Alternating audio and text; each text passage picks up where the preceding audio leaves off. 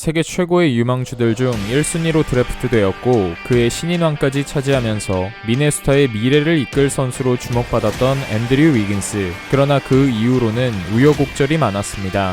팬들은 위긴스의 성장을 절실히 기대했지만 미네소타에서 6년 차에 접어들 때까지 그의 스탯은 루키 시즌과 별반 다를 바 없이 정체되어 있었습니다. 당연히 올스타 선정은 고사하고 전형적인 약팀의 에이스, 재능에 비해 턱없이 부족한 투지와 같이 좋지 않은 꼬리표만 따라붙은 채 2020년 2월 디안젤로 러셀과 트레이드되어 골든스테이트 워리어스로 이적하게 되는데요. 워리어스 내부에서는 잘 맞는 핏이라고 얘기했지만 17-18 시즌 미네소타에서 체결한 대형 계약으로 인해 워리어스가 위긴스에게 지출해야 하는 연봉은 막대했고 많은 사람들이 의구심을 표했습니다. 그렇게 위긴스는 이전보다 더욱 부정적인 이미지가 굳어진 채 무너진 왕조에서 새로운 여정을 시작하게 됩니다.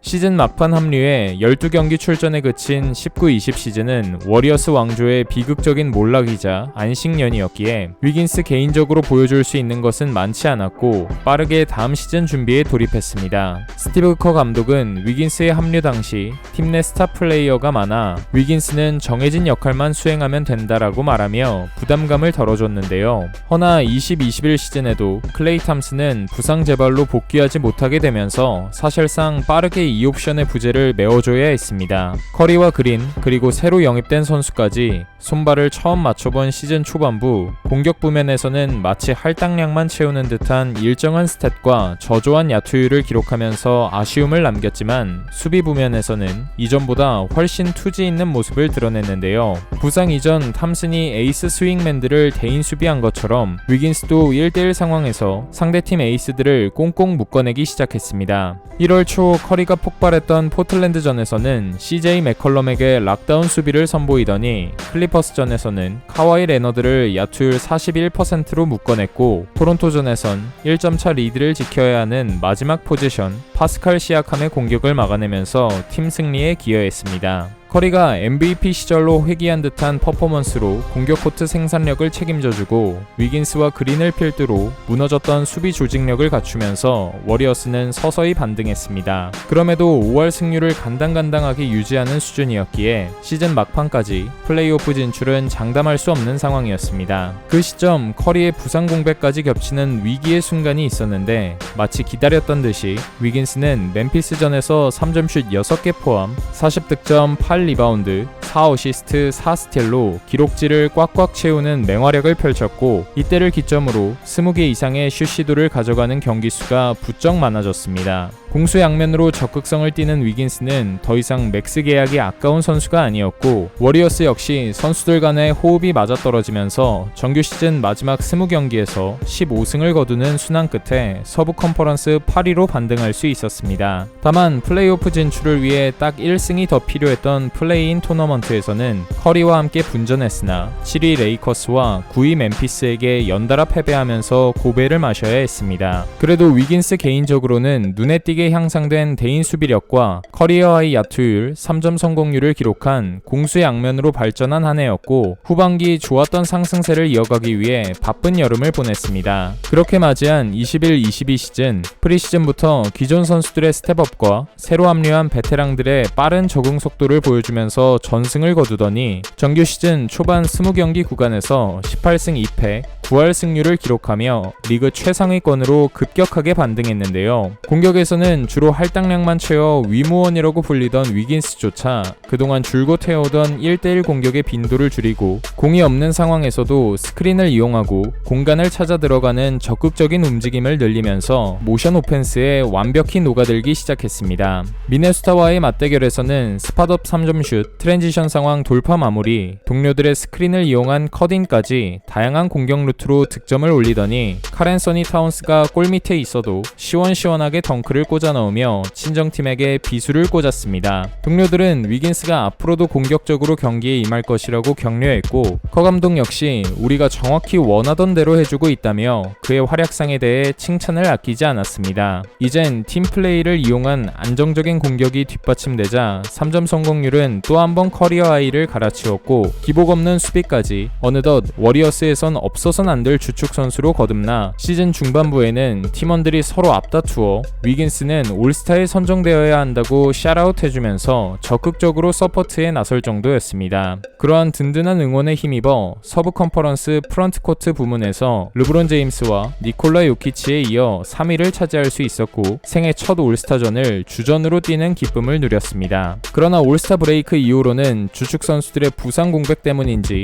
다시 커리어 로우 때처럼 효율이 떨어지면서 3월에는 그의 데뷔한 쿠민가와 비교되기도 했는데요. 다행히 그때는 돌아온 탐슨과 풀이 공격을 풀어주면서 시즌 막판 순위가 미끄러지는 걸 막을 수 있었고 최종 서부 3위로 정규 시즌을 마감해 커리어 두 번째 플레이오프 무대에 오르게 되었습니다. 정규 시즌 막판 심각한 부진에 위긴스에 대한 기대는 많지 않았지만 위긴스는 얼마 지나지 않아 금세 올스타 플레이어다운 모습으로 돌아왔습니다. 5번 시드 덴버와 치른 1라운드 초반부터 커리와 조던 풀이 화력으로 경기를 뜨겁게 달굴 때 위긴스 역시 부지런히 움직이며 승리에 기여했는데요. 풀의 기용 시간이 늘어나면서 슛 시도 횟수 자체는 감소했으나 시리즈 내내 내외곽 평균 50% 이상의 높은 슛 성공률을 유지하며 순도 높은 공무원 모드를 보여줬습니다. 특히 3차전 경기 종료 3분여를 남기고 2점 차로 끌려가던 상황, 위긴스는 유기적인 움직임을 통해 오픈 코너 3점 슛을 꽂아 넣으며 다시 리드를 되찾아왔고 요키치를 상대로도 훌륭한 포스트 수비와 결정적인 공격 리바운드까지 건져내면서 원정에서도 승리를 이끌었습니다. 결국 워리어스는 3연승을 거두며 우위를 점했고 5차전까지 잡아내면서 2라운드로 향했습니다.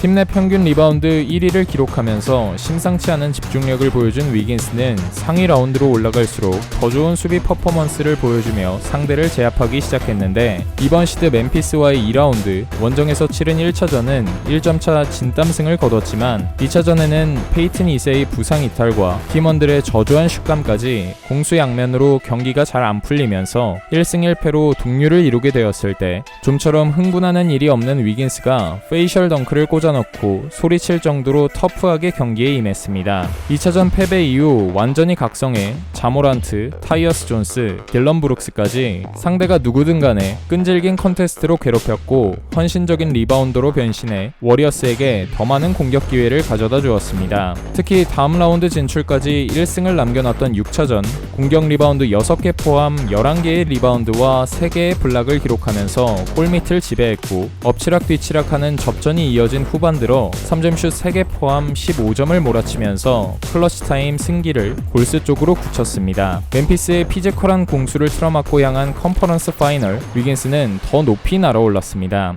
시리즈 내내 돈치치와의 매치업에서 끈질긴 압박을 통해 득점과 패스 경로를 최대한 차단하면서 상대팀 에이스를 지치게 만드는 임무를 수행했는데요. 1차전에 돈치치가 20득점, 7개의 턴오버를 기록하게 만들며 25점 차 대승을 이끌었고 시동이 제대로 걸린 3차전에선 돈치치 앞에서 두고두고 회자될 몬스터 덩크를 선보이면서 원정 팬들마저 벙찌게 만들어버렸고 플레이오프 커리어 하이인 27득점과 11개의 리바운드를 곁들여 파죽지세로 3연승을 달렸습니다. 절치부심한 댈러스 선수단에게 4차전은 내줬지만 5차전까지 지치지 않은 위긴스는 40분 동안 코트에 머무르면서 또 한 번 더블더블을 기록했고 최종 4승 1패로 댈러스마저 잠재운 채 파이널 무대로 직행했습니다. 그리고 대망의 파이널 상대는 탄탄한 수비 빅맨진과 강력한 윙포워드 자원을 겸비한 보스턴 셀틱스. 파이널 데뷔 전부터 테이텀과 브라운을 수비하며 3개의 블락을 따냈고 20득점을 뽑아내며 분전했으나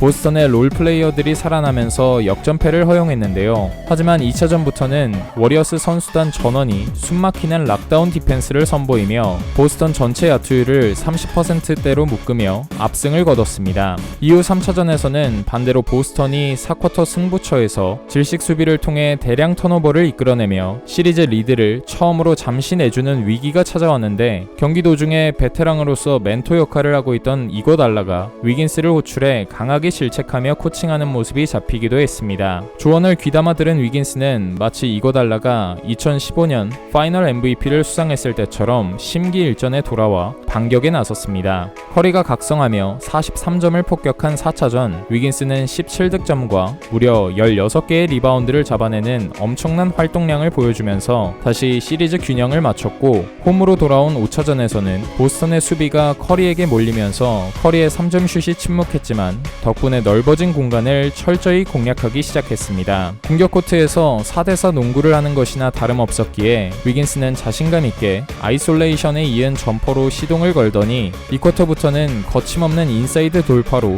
보스턴의 수비를 무력화시켰습니다. 전반에만 16점을 올린 위긴스의 활약 덕에 워리어스는 두 자릿수 격차로 앞서갔고 모두가 지쳐있을 4쿼터에도 아직 쌩쌩하단 듯이 남다른 채공 시간을 보여주며 시종일관 림으로 드라이브에 10득점을 추가하며 5차전에 영웅을 자처했습니다. 덕분에 연승 흐름을 탄 워리어스는 6차전에서도 시원시원한 3점슛으로 보스턴을 압도했는데요. 보스턴은 브라운과 알 호퍼드가 분전하며 끝까지 추격해왔지만 시리즈 내내 테이텀에게 찰싹붙어 악몽을 선사했던 위긴스는 마지막까지 에어볼과 트래블링을 유발하는 끈적한 수비를 선보였습니다. 그렇게 18득점에 스틸 4개와 블락 3개까지 추가하며 기록지를 꽉 채운 위긴스는 보스턴에 남아있던 추격 의지마저 꺾어버리면서 골든스테이트의 우승을 안겼습니다.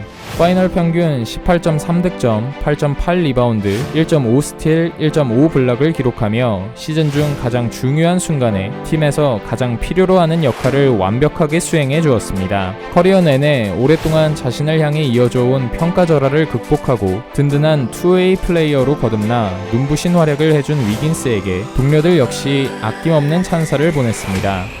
우승 트로피를 들고 캐나다를 방문한 위긴스는 내가 태어난 곳에 우승 트로피를 가져올 수 있어서 정말 기쁘다 라고 말하며 인생 최고의 여름을 보냈는데요. 위긴스가 미네소타에서 맺었던 5년 계약은 다가오는 22-23 시즌을 끝으로 만료되지만 인터뷰를 통해 계속 워리어스에 남고 싶다라고 말하며 잔류 의사를 피력했습니다. 다음 시즌 목표는 두 번째 올스타 선정, 두 번째 우승, 그리고 처음으로 디펜시브 팀에 드는 것이라고 밝힌 만큼 앞으로도 워리어스에서 계속 비약적인 성장을 이어갈지 적극적으로 바뀐 위긴스의 남은 커리어가 더욱 기대됩니다.